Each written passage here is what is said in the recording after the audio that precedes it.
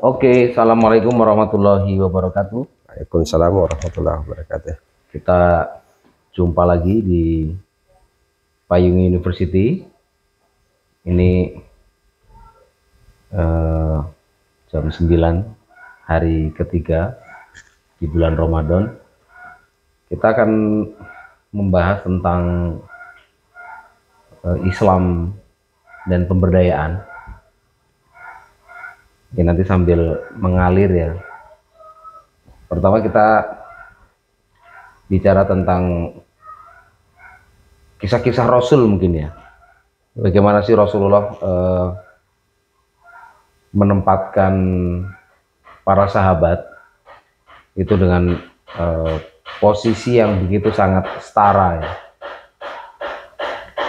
Orang-orang yang masuk Islam itu benar-benar dimuliakan. Kita tahu syahidah pertama adalah Sumayyah. Jauh sebelum kita bicara tentang penghargaan terhadap para perempuan, Rasulullah itu sangat membela hak-hak para perempuan dan dibuktikan dengan munculnya orang seperti Sumayyah. Kemudian ketika orang masih bicara tentang politik apartheid, hitam putih ya, perbudakan dan sebagainya, Abu Bakar itu sampai menebus Bilal ya, Bilal. Nah, yang akan kita diskusikan adalah sejauh mana sebenarnya Islam menghargai harkat martabat kemanusiaan. Di tengah-tengah kehidupan kita masih melihat ada kasta. Kita melihat kehidupan kita masih ada jarak, ada keturunan ini, kaum ningrat ini gitu. Tapi Rasulullah kemudian hadir pada masa itu dan menempatkan semua orang itu sama. Dan ini kan yang kemudian tidak diakui oleh para pembesar-pembesar Quraisy. Kan tidak mungkin kemudian mereka mau duduk bareng dengan para budaknya. Maka banyak hadis bertebaran ya tentang keutamaan membebaskan budak. Bahkan kalau tidak melaksanakan puasa, itu juga salah satunya waktu itu Rasulullah meminta untuk membebaskan budak ya. Dan ada suami istri sedang bersenggama pada bulan puasa dan ternyata orang itu yang miskin juga gitu. Jadi cerita itu juga cerita tentang bagaimana orang miskin tapi banyak tingkah gitu kan. Disuruh membebaskan budak dia nggak punya ya kan, disuruh bersedekah 60 apa kurma apa itu lupa saya, itu ternyata juga tidak punya gitu. Akhirnya dia dikasih Rasul kurma dan disuruh untuk menyedekahkannya kepada orang lain. Nah gimana Bang, saya kira saya akan menggali nih kisah-kisah Sirah Nabawiyah yang ada dalam pikirannya Bang Rahmatul Ummah, dan supaya juga agak lebih religi sih ya, karena ini bulan Ramadan. Sebenarnya pemberdayaan mestinya sangat religius gitu. Cuman ketika kita membahasnya di era-era di masa-masa bulan Ramadan, bulan puasa seperti ini, harus punya lebih taji lah penggalian kita terhadap cerita-cerita Sirah Nabawiyah itu seperti apa. Mungkin random aja Bang, cerita-cerita tentang sahabat-sahabat, bagaimana sikap Abu Bakar, sikap Umar gitu ketika mereka mengenal Islam, dan karena pemberdayaan itu mengandung kata daya, ini orang ternyata makin punya daya gitu, makin punya power. Bagaimana empowering kan, orang-orang ini makin punya power. Selama kemudian gerakan ini ternyata malah melemahkan orang, berarti itu bukan pemberdayaan. Pertemanan kita ini kok makin gak egaliter, malah makin kemudian kita terkungkung atau mungkin terdominasi. Kalau kata Bourdieu itu kan hidup itu mendominasi atau didominasi. Nah, di dalam elan vital pemberdayaan itu kan mengandung kata daya. Apakah orang-orang di sekitar kita ini makin punya sikap, makin punya daya atas kehidupan kita yang satu sama lain jelas terus bisa bekerja sama, terus bisa melahirkan hal-hal baru. Nah, gimana tuh Bang kisah-kisah Nabi itu? Pertama saya ingin kembali pada akar kata pemberdayaan dalam istilah teologi Islam ya, istilah Arab lah. Ada banyak istilah selain dari pemberdayaan itu penguatan maksudnya, akwam ya. Tapi ada juga orang yang mengistilahkan pemberdayaan dalam tradisi Islam itu dengan islahul ummah, perbaikan umat ya. Ada juga yang disebut dengan tahrir gitu, pembebasan. Konotasinya, orientasinya sama, memperbaiki tatanan kehidupan masyarakat yang lemah, karena tidak berdaya itu disebut dalam istilah Islam sebagai kelompok lemah, mustad'afin. Itu yang pertama memang harus kita pahami. Nah, lemah ini ada secara garis besar ditarik pada 3 kondisi. Yang disebut pertama dhaif secara jism, dhaiful jismi, jasadiahnya lemah. Kedua adalah ekonomi, lemah secara ekonomi, dhaiful mal. Kemudian dhaiful fikir, lemah secara pemikiran. Jadi lemah ekonomi, lemah pemikiran, lemah jasad. Makanya kalau kita tarik dalam konteks Indonesia, dulu Kiai Haji Ahmad Dahlan itu merumuskan teologi Al-Ma'un. Jadi Al-Ma'un itu sebenarnya, tafsir Al-Ma'un itu digagas dari awal berdirinya Muhammadiyah oleh Kiai Haji Ahmad Dahlan. Al-Ma'unisme sampai jadi. Iya, jadi ada Trisula kita kenal dalam yang kemudian ditegaskan pada masa kepemimpinan Hajrianto ya Nasir, Hajrianto yaitu Hari ya.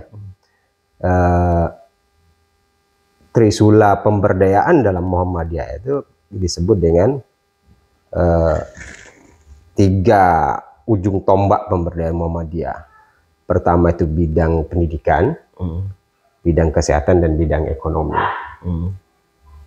Nah, kalau interpretasi ini kita hubungkan dengan beberapa pemikir tokoh Islam, seperti Asgar Ali Engineer umpamanya, bagaimana dia merekonstruksi pemahaman atau pemaknaan konsepsi tauhid. Ya.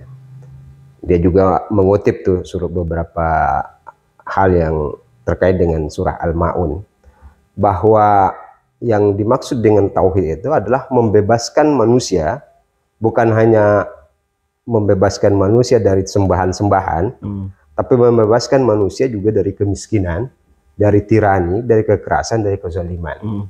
Dia menganggap bahwa iman itu lawannya kafir, maka kafir itu adalah orang yang tertutup hatinya, orang yang tidak mau menerima kebenaran Tuhan, sekaligus orang yang kemudian secara sengaja menentang perintah-perintah Tuhan dengan menjalankan kezaliman, tidak peduli kepada orang miskin, tidak peduli terhadap anak yatim. Nah, dalam konteks sejarah, kalau kita runut ke akar sejarahnya, kita melihat bahwa Nabi itu membangun kesetaraan, tidak ada perbudakan, tidak ada warna kulit, ya, kesetaraan, bahwa orang punya fungsi, punya proporsi dalam kehidupannya masing-masing. Itu dibuktikan dalam beberapa perjalanannya, bagaimana dia saat menjadi kafilah dakwah. Jadi tidak ada istilah orang yang lama, saudagar yang lebih kaya, dia membangun egalitarianisme itu. Dalam konsepsi pergaulan juga, makanya kesetaraan itu memang sampai sekarang sebenarnya tradisi, tidak ada panggilan kakak, abang, kanda apa itu ya. Dalam tradisi Arab kan memang tidak siap senior, siap senior nggak ada. Jadi Abu Bakar mungkin ada soal senioritas gitu ya, karena lebih awal memeluk Islam gitu, maka runutan-runutannya kan diambil dari yang tertua gitu ya. Tapi juga karena kefakihan, pemahamannya, kedekatannya dengan Rasulullah, tingkat kehanifannya itu ya, yang kemudian warisan kekhalifahan itu turun kepada Abu Bakar. Tapi sekali lagi kita lihat mau perempuan gitu, jadi kalau kita runut soal perempuan ya, ada saudagar kaya bernama Khadijah, ada orang cerdas bernama Aisyah, Ada juga orang yang jadi panglima perang kan pada zaman Nabi. Lupa saya namanya, salah satu. Khalid bin Walid. Bukan, yang perempuan. Yang memimpin, bahkan Sayyidah Aisyah juga pernah memimpin pasukan kan, tapi pasca Rasulullah wafat. Jadi hampir tidak ditemukan celah pembedaan, walaupun mungkin nanti beda tugasnya. Si A bertugas di mana, karena tidak mungkin kan jadi khalifah semua, jadi pemimpin semua gitu. Ada beberapa peran penting yang sebenarnya penghargaan terhadap mereka itu sama gitu. Nah, saya melihat bahwa pertama yang kemudian dilakukan dalam proses pemberdayaan itu, sebagaimana yang kemudian diimplementasikan oleh Kiai Haji Ahmad Dahlan itu adalah penguatan berpikir. Merombak cara berpikirnya, merombak cara berpikir bahwa sesungguhnya orang punya porsi, bisa berdaulat atas dirinya sendiri gitu. Maka orang kemudian memaknai la ilaha illallah itu sebagai pembebasan juga, sebagai pembebasan, sebagai penguatan bahwa tidak ada yang berhak menguasai selain Allah gitu. Jadi Allah yang kemudian tidak terbatas itu juga tidak pernah menghegemoni, mendominasi kehidupan makhluknya, yang dia sebenarnya berkuasa gitu, memaksa kehendaknya pada satu orang dua orang gitu. Apalagi orang yang punya kekuasaan terbatas seperti manusia yang hendak menguasai manusia yang lain gitu. Pasti bertentangan dengan nilai-nilai tauhid itu. Itu yang saya pahami, bahwa sungguhnya ya salah satu makna pemberdayaan itu adalah pembebasan. Nah, dulu kan ada di dalam Ka'bah kan ada Lata dan Uzza ya. Nah, mereka kan sebenarnya sudah menyembah Tuhan ya. Dan mereka sebenarnya mengingkari monoteismenya Ibrahim, Nabi Ibrahim kan gitu. Pertanyaannya sebenarnya sejak kapan bangsa Arab ini, dari mulai mereka tadinya menyembah satu Tuhan, kemudian mereka menjadi menyembah Tuhan yang bermacam-macam dalam bentuk bendawi itu. Kemudian yang kedua, apa efek dari proses perbudakan itu sendiri? Apakah mereka kemudian karena tidak bisa berpikir secara rasional, kemudian mereka akhirnya muncullah budak-budak itu, atau memang sepertinya perbudakan itu kan juga sudah muncul di zamannya Nabi Musa ya. Ya, orang-orang ya karena orang tidak yakin tentang Tuhan yang mana gitu. Akhirnya orang percaya pada satu Tuhan tertentu yang di luar orang-orang yang sebenarnya diminta untuk diangkat untuk menjadi rasul, untuk menjadi nabi, itu kan sebenarnya ingin mengembalikan lagi kan kerja-kerja monoteisme itu kan, kerja-kerja untuk menghamba pada satu Tuhan. Itu gimana tuh, Bang?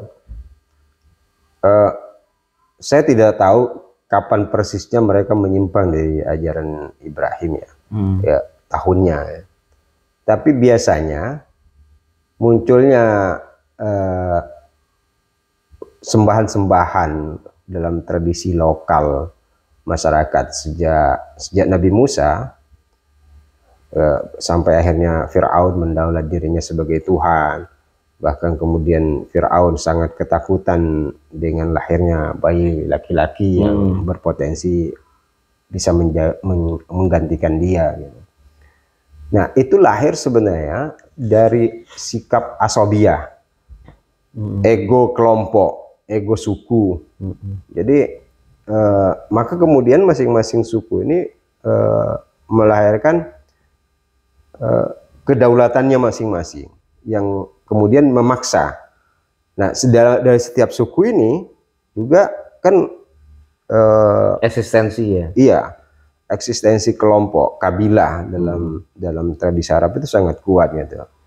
Quraisy gitu, mengelompok, yang lain juga mengelompok gitu. Dalam garis keturunan neneknya itu siapa gitu. Maka siapa yang paling kuat, maka dia yang berhak membangun doktrin baru yang itu harus, kalau punya sembahan harus jadi sembahan semua orang termasuk kelompok. Nah, orang-orang yang kemudian tidak berdaya secara ekonomi itu kemudian dijadikan budak.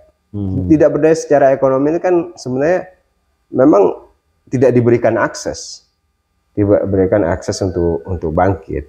Makanya dulu waktu Indonesia umpamanya ada ketakutan orang untuk terdidik kan, kayak begitu Belanda sebelum dikritik dengan politik etis itu biarin aja nggak sekolah, biarin buta huruf gitu. Jadi akses terhadap dan Romusa kan dari situ ya. Iya. Orang-orang tidak terdidik itu jadi Romusa itu ya. Iya. Nah, begitulah kemudian konsep itu di setiap zaman. Jadi dibiarkan tuh kebodohan itu, dibiarkan mereka tidak melek pengetahuan gitu. Sehingga mereka tidak bisa berpikir bagaimana bangkit, bagaimana membangun kreativitas. Nah kan kalau umpamanya dia kerjaannya ngurus ternak gitu ya, ngurus ternak aja, nggak boleh. Kalau dia tugasnya mikul barang ya mikul barang aja, nggak berhak mereka tahu banyak hal gitu. Nah, sehingga kemudian terlembagakanlah sistem perbudakan dari kelompok suku. Kalau persoalan sembahan-sembahan mereka itu nggak hanya penguatan simbol-simbol penguatan kelompok mereka aja. Buktinya mereka Lata, Uzza, Manaf, Lata, Uzza, apa itu? Kan bukan hanya 1-2 tuh sembahannya. Bahkan Umar gitu dengan keberaniannya juga kan membuat sembahan sendiri, buat roti disembah, buat patung dari roti kan. Kemudian mereka sembah, kemudian ke lapangan dimakan lagi, yang itu lucu-lucuan juga kan. Sebenarnya mereka secara logika juga ya tahu itu sejak Ibrahim juga, Namrud juga kayak gitu kan. Begitu diajak dialog oleh Ibrahim soal siapa yang menghancurkan patung itu, mereka sebenarnya menyadari bahwa patung itu tidak bisa apa-apa. Jadi sebenarnya awal mula perburuhan atau perbudakan, kalau zaman dulu perbudakan ya, awal mula perburuhan itu kan munculnya ketidakberdayaan eksistensi tadi ya. Iya. Bahwa asobiah ini pada akhirnya kan mengokohkan keturunan-keturunan ya. Iya. Dan Nabi kan memang lahir dari kakek yang setia menjaga Ka'bah ya. Iya. Jadi sebenarnya Nabi ini kan lahir dari kabilah yang mengurus tamu-tamu ya. Jadi melayani tamu-tamu Allah dengan niat yang macam-macam kan. Iya. Pada saat itu kan terjadi sebuah penyimpangan monoteisme ke politeisme kan gitu kan berarti. Jadi dari penghambaan pada satu Tuhan, kemudian di dalam Ka'bah muncul patung-patung kan gitu. Iya. Nah, pada posisi itu sebenarnya keluarga Nabi Muhammad termasuk paman-pamannya gitu, berarti kan menikmati ini Bang, akses ekonomi atas kedatangan orang-orang itu juga. Iya. Pelayanan terhadap Zam-Zam itu kan, orang masuk ke dalam Ka'bah untuk menyembah patung gitu. Jadi resiko yang sebenarnya sudah disadari oleh Rasulullah adalah bukan hanya melawan tradisi Arab secara jahiliyah, tapi juga ada tembok besar keluarganya, di mana di situ ada akses ekonomi juga. Ada akses di mana keluarga-keluarga Rasulullah sendiri, paman-paman sendiri yang notabene adalah orang-orang kaya juga kan. Abu Lahab, Abu Jahal itu kan orang-orang yang punya kan kalau dalam sirah itu kan. Nah, bagaimana kemudian nilai yang bisa kita ambil tuh? Nilai yang bisa kita ambil tuh dari proses perjuangan Rasulullah antara melepaskan asobiah. Sebenarnya bukan melepaskan asobiah sih, ingin membuat argumentatif baru bahwa ya tadi semua sama, ya kan? Kita semua ini sama. Dan ibaratnya saya pernah ngomong ke mak-mak payungnya begini, perjuangan Rasulullah itu lebih susah loh mak-mak. wahai kaum Quraisy, sembahlah Tuhan yang tidak terlihat. Kan sudah ada Tuhan tuh, sudah ada Tuhan di Ka'bah, sudah ada Tuhan. Dan Rasulullah itu mengajak menyembah Tuhan yang tidak terlihat. Ya kan? Kalau kita kan lebih enak, wahai mak, ayo bikin pasar. Pasar kan kelihatan. Konkret hasilnya. Konkret hasilnya ada. Itu aja orang masih mak ini, mak itu, apa ya laku ini kan itu. Nah ini kan perjuangan Rasul ini kalau di zaman kita hidup hari ini, apakah kita juga orang yang percaya pada Rasulullah? Sampai hari ini memang Allah juga tidak bisa dilihat kan gitu. Nah itu gimana tuh? Ya, pertama kan yang ingin kita tegaskan bahwa munculnya agama itu sangat dekat dengan ego kelompok yang mereka membangun. Makanya sikap status quo, gitu, ingin lebih baik, merasa paling baik, itu sebenarnya mirip-mirip hendak membangun Tuhan baru ya. Membangun Tuhan baru walaupun dalam pemaknaannya mungkin bukan sembahan ya. Kalau ada satu kelompok yang menganggap kelompoknya paling baik dengan kelompok yang lain gitu, bahwa cara pandang mereka terhadap Tuhan berbeda dengan cara pandang Tuhan dalam kelompok lain, itu juga membangun sembahan baru. Walaupun kalau mereka sebut Tuhan, tapi Tuhan kita beda. Kira-kira. Yang paling sahih cara bertuhan saya gitu. Nah, mereka kemudian simbolkan itu dalam bentuk Lata Uzza. Nah, orang-orang nenek moyang ya, bukan nenek moyang dalam artian keturunan keberapa, karena nenek moyang juga kan nyambung ke Ibrahim juga, Nabi Muhammad SAW ya. Seperti Abu Lahab, Abu Jahal, dan siapa yang Abdul Muthalib ya, yang tidak memeluk Islam itu ya. Ini Abu Thalib. Abdul Muthalib, pamannya itu, mereka kan kelompok status quo yang pro kemapanan, yang secara struktur, meskipun dalam hati nurani menerima kebenaran itu, mereka adalah orang yang tidak pengen terganggu kekuasaannya, stabilitas kekuasaannya, dari sisi ekonomi, pengaruh di bawah, kehormatan dan macam-macam kan. Nah, muncul Nabi yang kemudian membawa keyakinan yang menurut mereka baru, yang itu akan menyerang kemapanan itu. Ya, persamaan derajat, persamaan status sosial. Ini kan ancaman. Nah, Nabi itu sebenarnya sudah sempat ditawarkan oleh mereka. Akan dicarikan perempuan paling cantik, akan diberikan kekayaan sebanyak mungkin. Kalau tujuannya adalah harta ya. Iya. Kalau tujuan dakwah Rasul itu hanya harta, bahkan pernah dipamerkan itu ya. Iya. Bahkan kemudian Nabi mengatakan, andai matahari, bulan diletakkan di tangan kananku. Iya, bulan tangan kiri, dia akan terpengaruh. Nah itu sebenarnya pesan Rasulullah kan sangat kalau boleh dikatakan kan sangat apa ya, sangat susah dimengerti bang. Kamu tuh butuh apa gitu?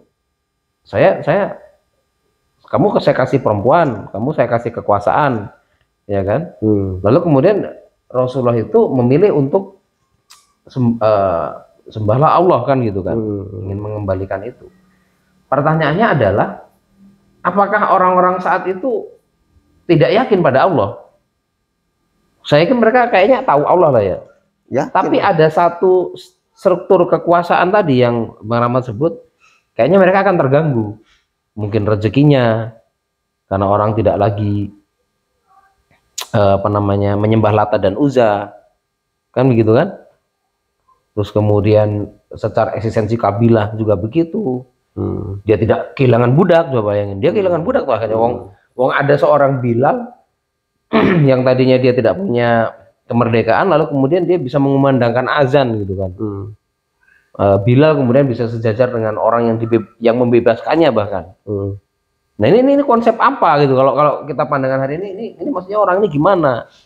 Wong tadinya kita punya anak buah gitu banyak, sekarang jadi orang anak buah kita malah jadi sama sholatnya sama kita bareng ya, sujud bareng gitu.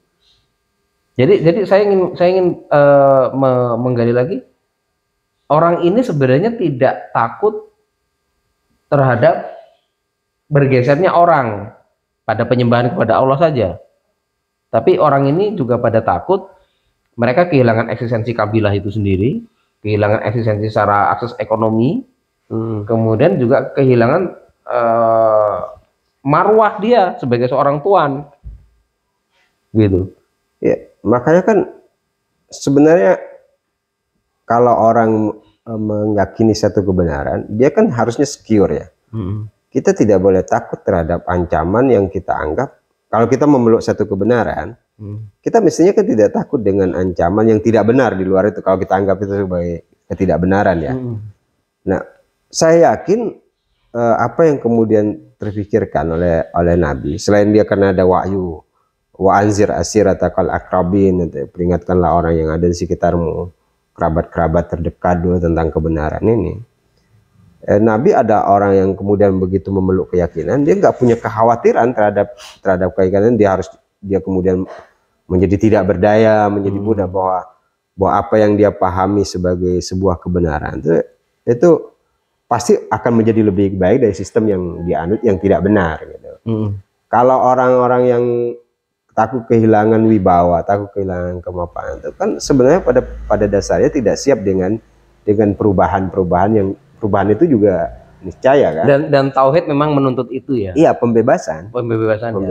Bahwa kita hidup sebagai manusia ini yang kita pertahankan bukan karena value-value duniawi itu. Iya. Tapi value ketauhidan ini memang kita serahkan semuanya bahwa ini tentang Allah kita gitu, tentang Tuhan kita yang nilainya melampaui bendawi-bendawi ini gitu. Iya, lebih pada perjuangan nilai sebenarnya. Kalau kita udah yakin nilai, umpamanya kita hari ini ya, kita yakin bahwa puasa ini ada sebuah nilai kebenaran yang bukan hanya pada sisi bukan hanya persoalan ritual, ritus yang rutin gitu. Ya kita kan tidak pernah khawatir mau berjejer juga warung dekat rumah kita buka gitu. Kalau kita memeluk ini sebagai sebuah keyakinan yang yang berakar urat dalam hati, ya buka aja rumah makan. Kita kan secure aja, nggak perlu rese. Ini menggoda, ini mengganggu, ini membuat iman orang Islam nggak stabil gitu. Kan kita menjadi insecure kan dengan yang kayak gitu. Ada kejadian khusus umpamanya patung Bunda Maria sampai dibungkus. Khawatiran macam apa dengan iman yang diyakini. Nah, menurut saya Nabi Muhammad SAW itu nggak pernah punya kekhawatiran kehilangan wibawa, kehilangan. Yang punya kekhawatiran ini kan sebenarnya orang yang malas berkreativitas, malas berinovasi, malas bekerja keras. Gitu. Jadi dia mungkin malah senang dikultuskan. Karena status quo.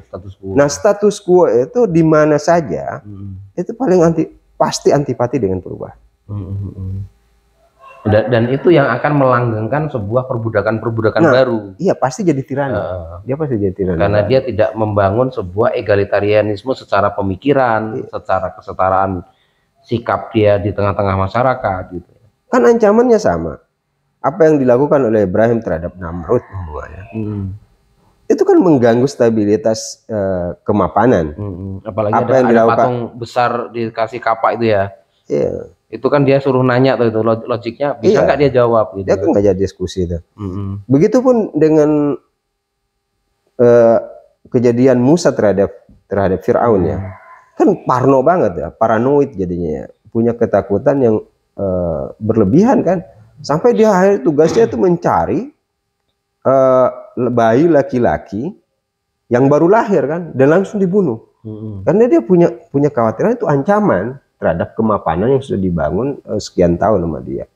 Tapi karena perubahan itu sebuah keniscayaan, pesan yang ingin disampaikan dalam kisah Fir'aun dan Nabi Musa itu adalah sejauh apapun kita berusaha menolak perubahan itu, menjaga status quo itu, tetap punya peluang kan, sehingga ada bayi laki-laki yang membuatnya simpatik, membuatnya jatuh cinta, walaupun perantaranya istrinya gitu dipelihara, ya akhirnya besar dan menjadi sandungan terhadap tirani yang dia bangun.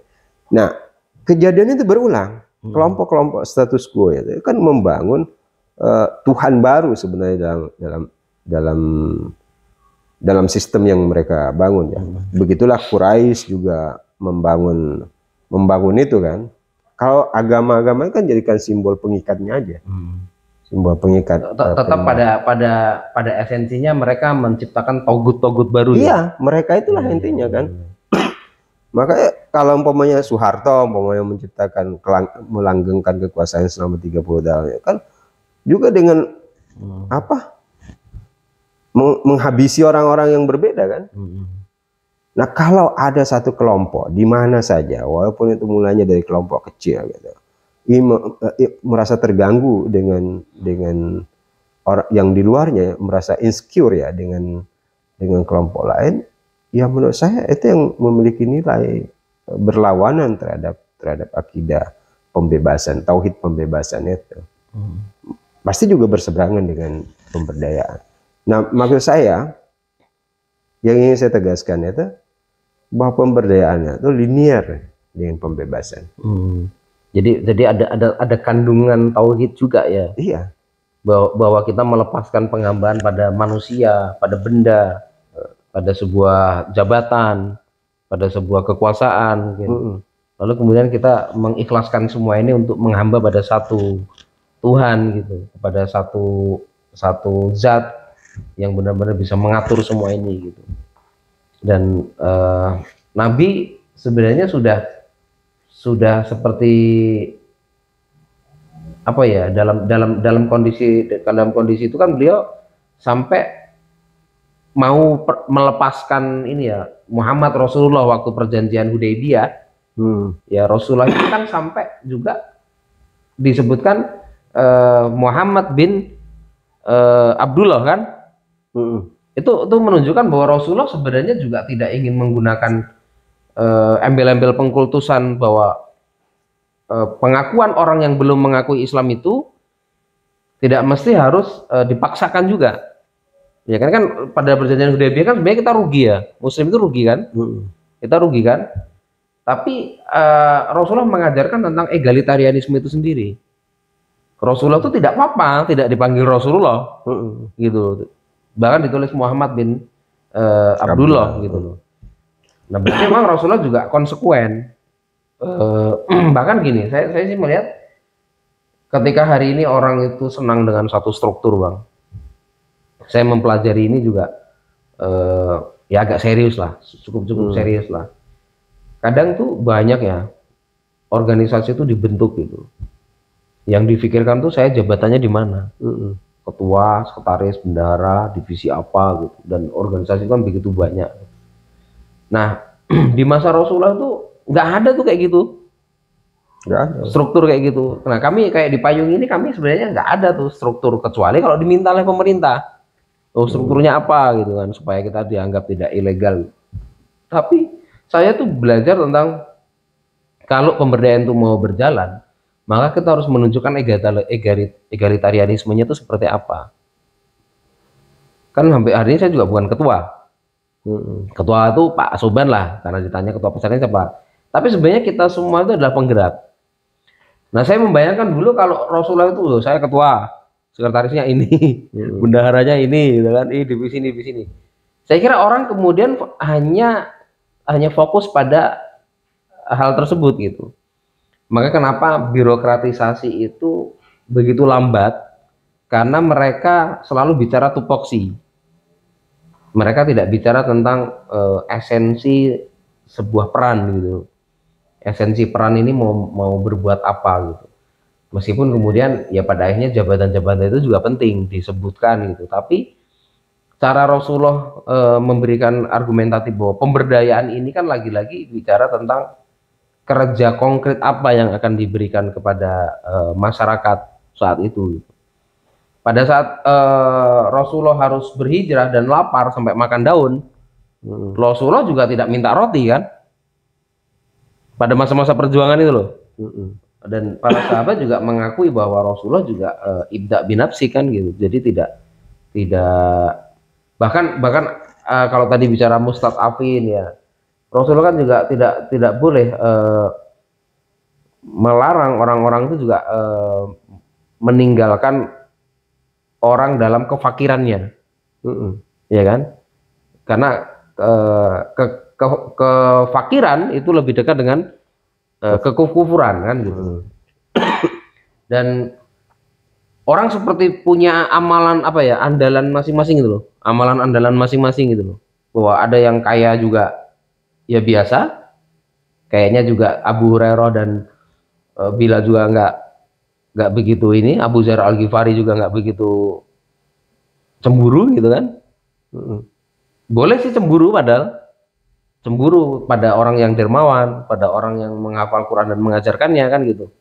Tapi posisi mereka itu tahu saya mau ibaratnya tujuannya adalah ridho Allah dan kemudian masuk surga, itu pada level pahala apa mereka akan kerjakan itu. Mereka seperti orang-orang yang memang udah kalau orang berdaya itu, orang memang berdaya itu mereka menghormati posisi masing-masing. Dia tidak akan melihat posisi dia dikaruniai apa gitu. Tapi peran apa yang akan dimunculkan dengan kapasitasnya masing-masing. Nah itu saya kira rumus itu juga kita pakai tuh di pemberdayaan itu. Karena saya kira semua orang punya kelebihan, punya kekurangan gitu. Tapi kita percaya pada satu kerja tim tadi. Kita percaya pada gerakan pemberdayaan ini adalah tentang super tim, bukan Superman gitu. Dan Rasulullah itu seperti arsitektur sosial, bukan seperti memang Rasulullah itu arsitektur sosial.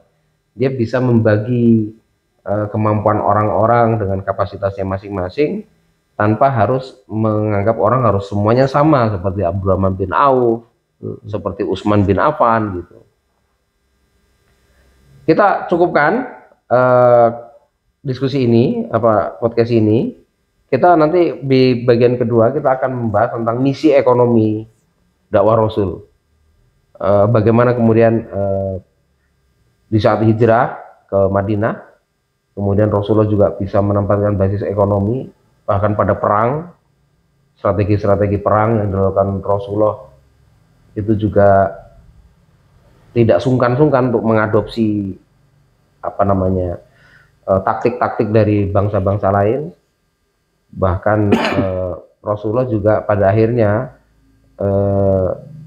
masih akan menjadi perdebatan apakah daulah Islamnya itu wajib atau tidak, tapi selalu kita bicara esensi pemberdayaannya, di mana esensi pemberdayaan itu dicapai, dan soal perdebatan tentang simbol-simbol kekuasaan, simbol tentang negara Islam, daulah Islamiyah dan sebagainya, nanti kita coba nggak usah dibahas gitu. Terima kasih. Assalamualaikum warahmatullahi wabarakatuh. Salam payung.